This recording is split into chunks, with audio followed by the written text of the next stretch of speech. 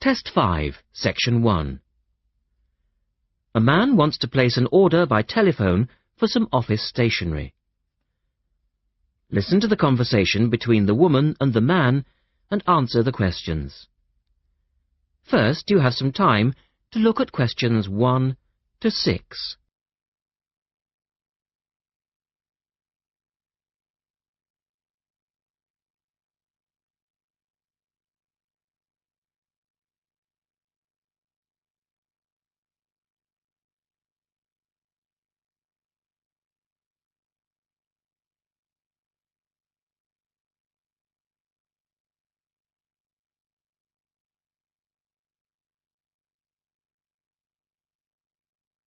You will see that there is an example which has been done for you. On this occasion only, the conversation relating to this will be played twice.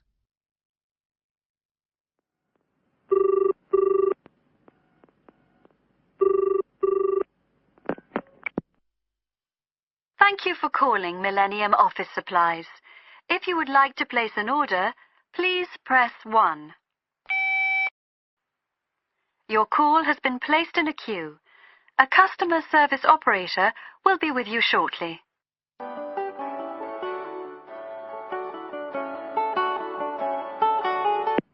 Gina speaking. How can I help you? Oh, hello. I'd like to order some stationery, please. And who am I speaking to? John Carter. The man says his name is John Carter. Now we shall begin. You should answer the questions as you listen, because you will not hear the recording a second time. Listen carefully and answer questions 1 to 6.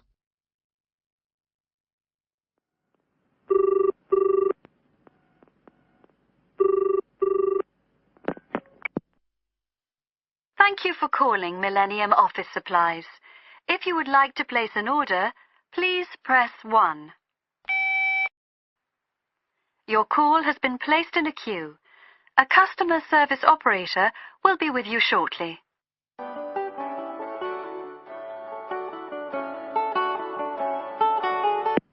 Gina speaking. How can I help you? Oh, hello. I'd like to order some stationery, please. And who am I speaking to? John Carter. Right. Can I just confirm your account number and the name of your company, John? Sure. The account number is 692411.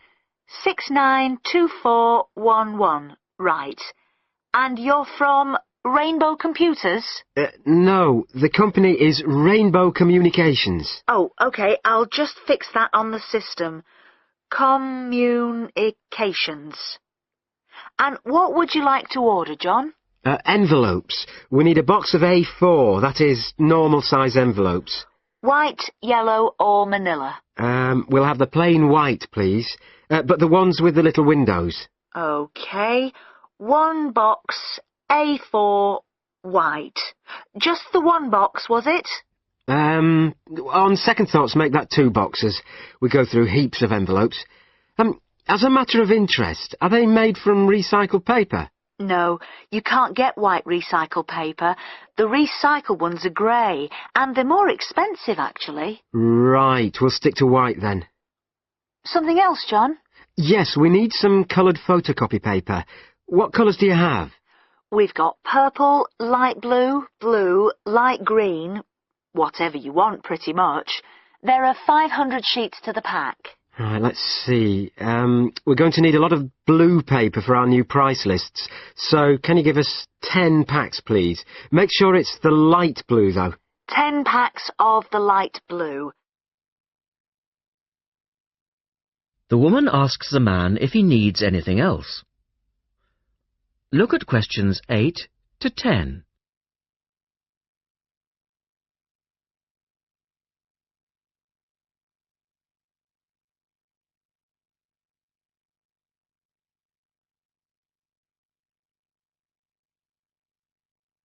Now listen to their conversation and answer questions 8 to 10. Anything else that we can help you with? Let me think. What else do we need? I'm sure there was something else. Pens, paper clips, fax paper, computer supplies, office furniture. Oh yes, we need floppy disks. Do you have those nice coloured ones? Yes, but they're a bit more expensive than the black ones. Oh, that's all right. I'm not paying anyway. Right. Floppy disks. And what about diaries for next year? We've got them in stock already, and it's a good idea to order early. No, I think we're all right for diaries. But something we do need is one of those big wall calendars. You know, one that shows the whole year at a glance. Do you stock those? We certainly do. OK, can you include a wall calendar then, with the other stuff? Just make sure it's got the whole year on the one side. Sure. And do you have a copy of our new catalogue? No, I don't, but could you send one? Yes, I'll pop one in with the order.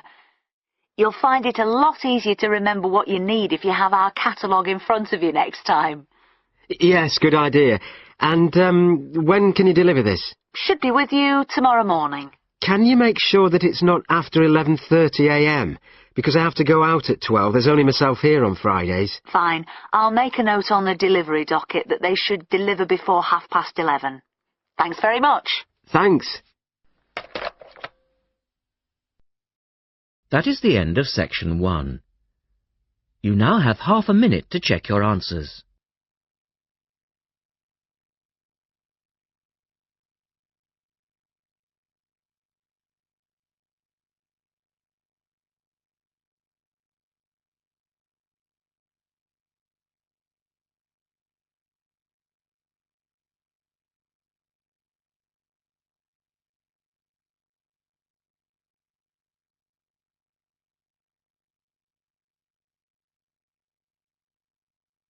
Now turn to section 2 on page 113.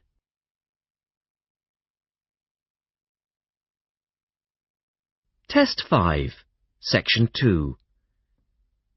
You will hear a reporter talking on the radio about an artist's exhibition. Look at questions 11 to 18.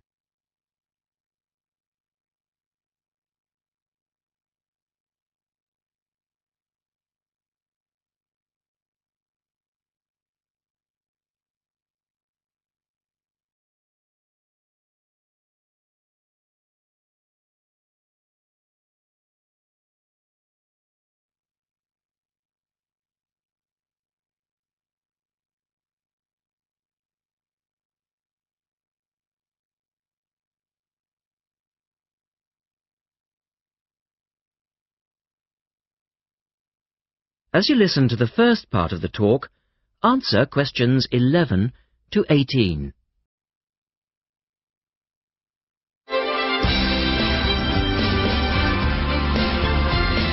And now for some information on local events and activities. A couple of announcements for art lovers and budding artists alike. First, a new collection of artwork is going on show to the public next month in the form of an artist's exhibition. The exhibition will include many different types of art, over 100 different pieces by 58 artists from the local area. It's being held at the Royal Museum, which, for those of you who are unfamiliar with the area, is located opposite the library in West Street, right on the corner. The actual address is number 1 Queen's Park Road. It isn't difficult to find. The exhibition will run for 9 weeks and will begin on the 6th of October and continue until the 10th of December. So there's plenty of time for you to go along and have a look, and I'm sure that will be worth doing. What will you see there? Well, amongst the items on display will be some exciting pieces of modern jewellery, furniture, ceramics, metalwork and sculpture. To give you some examples, local artist Kate Main will be there to discuss her collection of pots and bowls that she has made to resemble garden vegetables. They're the sort of thing that would brighten up any dining table and range from things like yellow cabbage-shaped bowls to round tomato-shaped teapots. Prize winner Cynthia Corse will also be there to talk about her silver jewellery, all of which she produced using ideas from the rural setting of her country home. Some of her rings are quite extraordinary and have beautiful coloured stones in them. Or If you prefer sculpture, there's plenty of that too. Take, for example, Susan Cupp's sculpture of 25 pairs of white paper shoes. It sounds easy, but believe me, it looks incredible. All of these items, along with many others, will be on sale throughout the exhibition period. As part of the exhibition, there will be a series of demonstrations called Face to Face, which will take place every Sunday afternoon during the exhibition, and these will provide an opportunity for you to meet the artists. Now look at questions 19 and 20.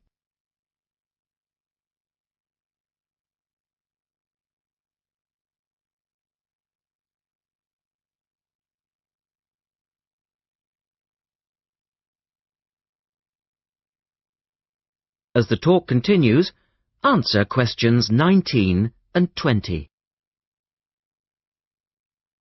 The second set of activities are for those who would prefer to indulge in some artwork themselves. The Artists' Conservatory are holding a series of courses over the autumn period. The courses cover all media and include subjects such as Chinese brush painting, pencil drawing and silk painting. All the tutors are experienced artists. Course sizes are kept to a minimum of 15, and there will be plenty of individual assistance. All the sessions offer excellent value for money and the opportunity to relax in a delightful rural setting. Fees are very reasonable and include the use of an excellent studio and access to the art shop, which you will find sells everything from paper to CDs. And they also include the provision of all materials. For more information on dates, cost and availability, you should get in touch with the programme coordinator on 4592 839 584 or go direct to the website, which you will find is... That is the end of section 2. You now have half a minute to check your answers.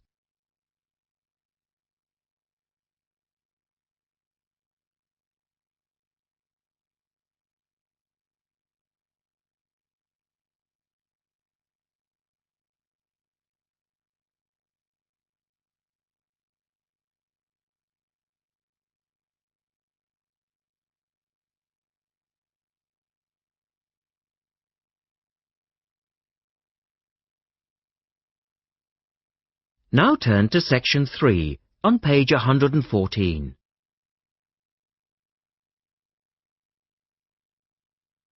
Test 5, section 3. In this section, you will hear an interview with a wildlife specialist called Alison Sharp talking about bears.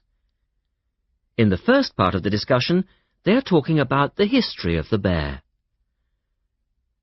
First, look at questions 21 to 23.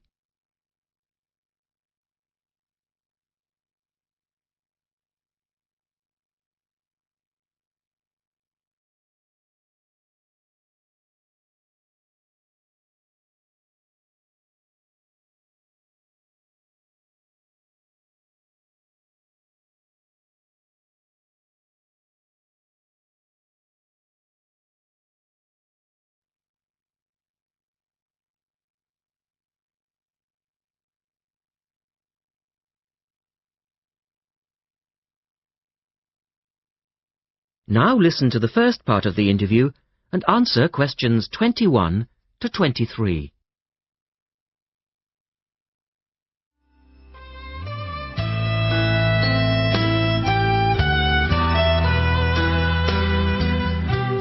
Alison Sharp has spent much of her life researching bears, and in particular, bears in danger of extinction. She is the author of a recent book on bears, and we welcome her to the studio today. Thank you. Delighted to be here. First of all, can you give us a quick overview of the history of the bear family? Well, the bears we know today actually have as their ancestors bears which have been evolving for some 40 million years. We have fossils of the earliest true bear, And it's important to emphasize this because some creatures are called bears but are not. Such as koalas, for instance. Yes, exactly.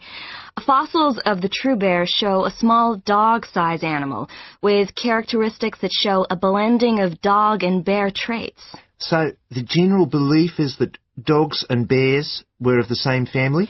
Yes, that's the theory. And then we see the arrival of the early cave bear. We know from cave drawings that Neanderthal man used to worship this bear, and at the same time fear it. Understandable, perhaps. Yes, but they need not have worried because the cave bear only ate plants. Ah. In fact, the cave bear survived 2 ice ages, but then became extinct. In the second part of the interview, Alison talks more about the situation of bears today. Look at questions 24 to 30 first.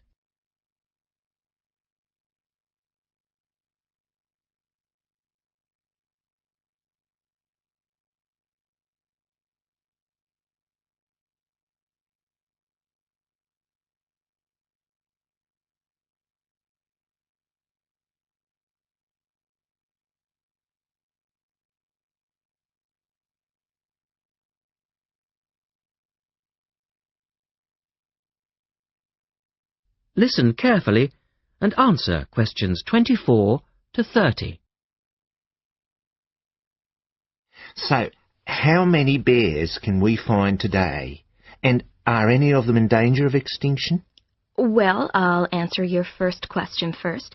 There are 8 species of bear in all, among them the American black bear and the brown bear, from which evolved the newest species of bear, the polar bear. So, how old is the polar bear? Oh, he's a relative newcomer, just 20,000 years old. And could you tell us a little about them? Which is the largest bear, for instance? Well, the largest bear existing today is either the polar bear or the brown bear. Right. Don't we know?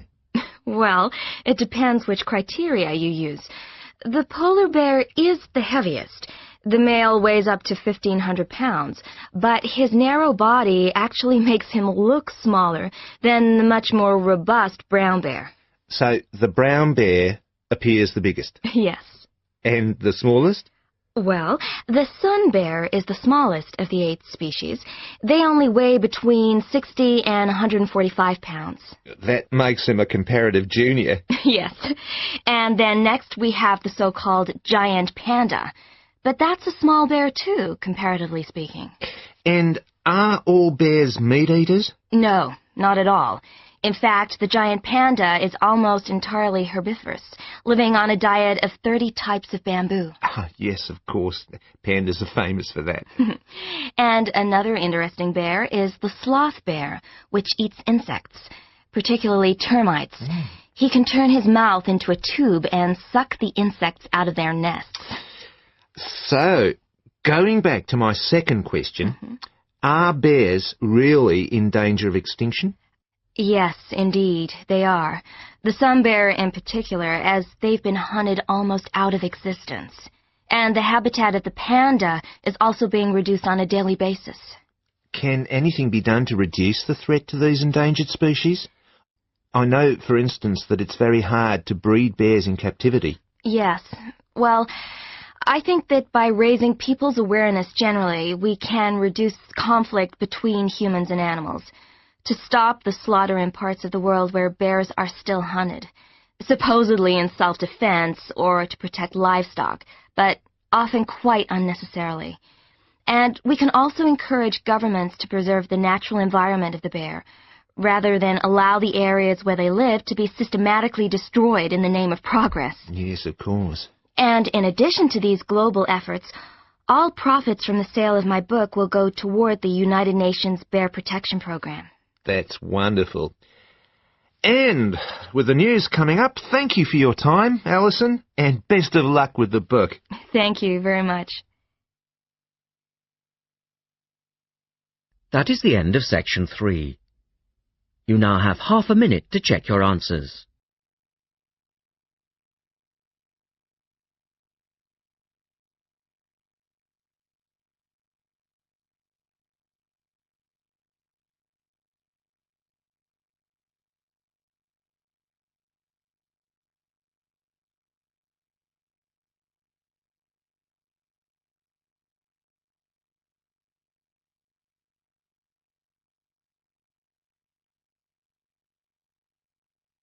Now turn to section 4 on page 116.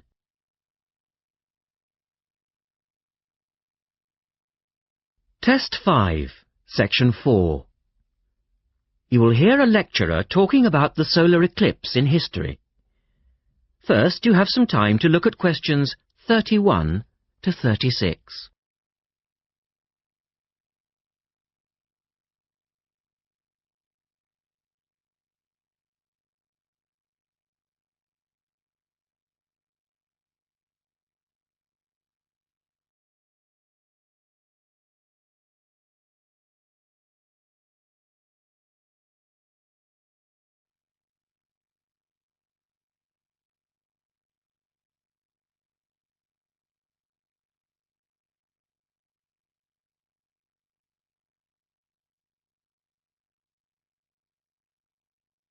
Now listen carefully and answer questions 31 to 36.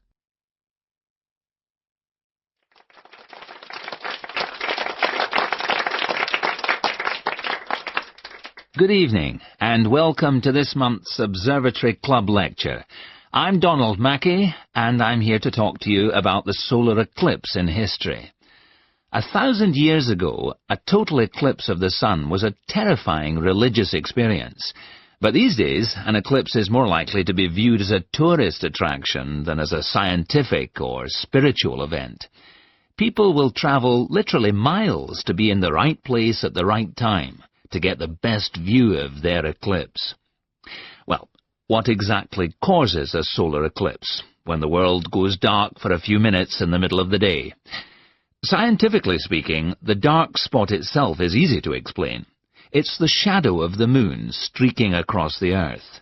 This happens every year or two, each time along a different, and to all intents and purposes, a seemingly random piece of the globe.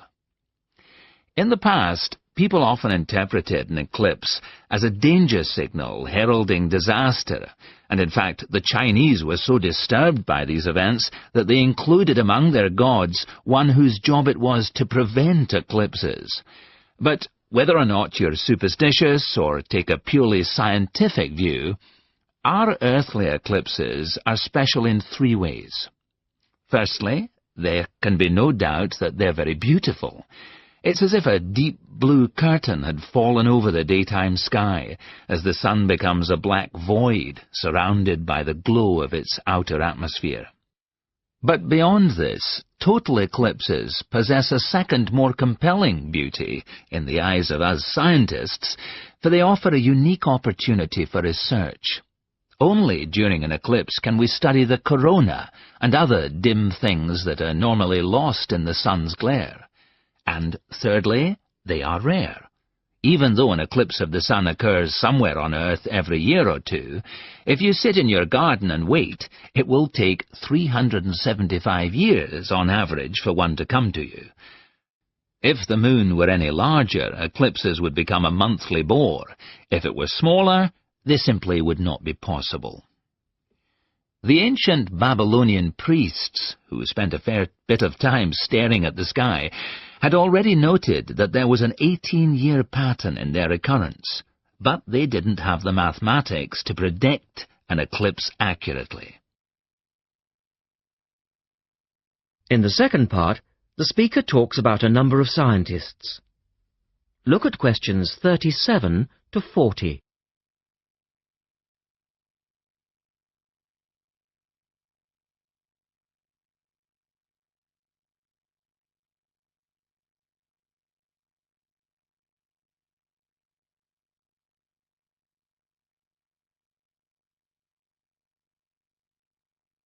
Now listen carefully and complete the table. It was Edmund Halley, the English astronomer, who knew his maths well enough to predict the return of the comet, which incidentally bears his name, and in 1715 he became the first person to make an accurate eclipse prediction.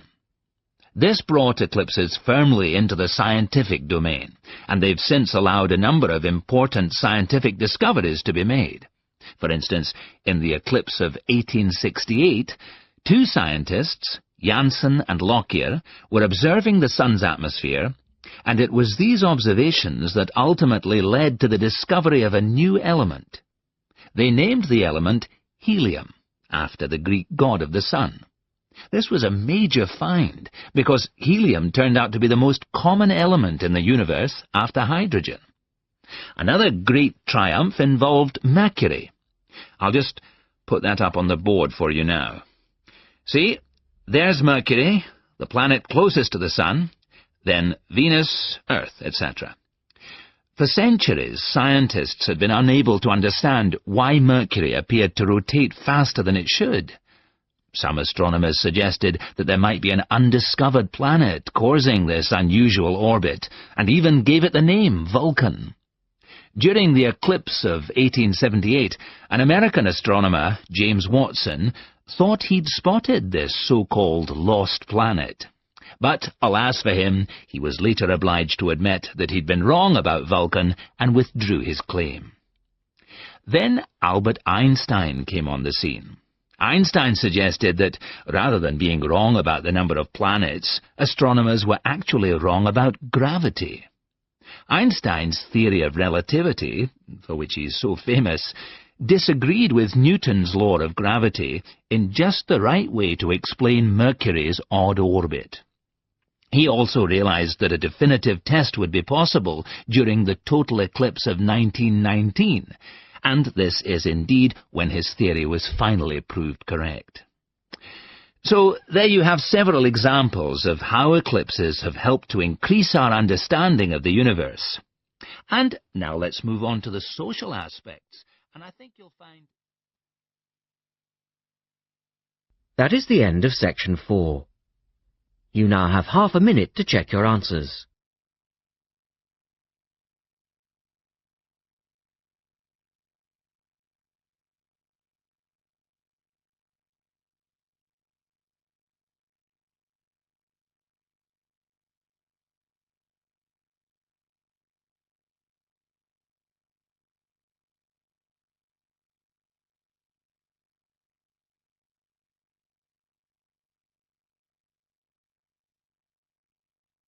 That is the end of the listening test. At the end of the real test, you will have 10 minutes to transfer your answers to the listening answer sheet. Published by and copyright Pearson Education Limited, 2001.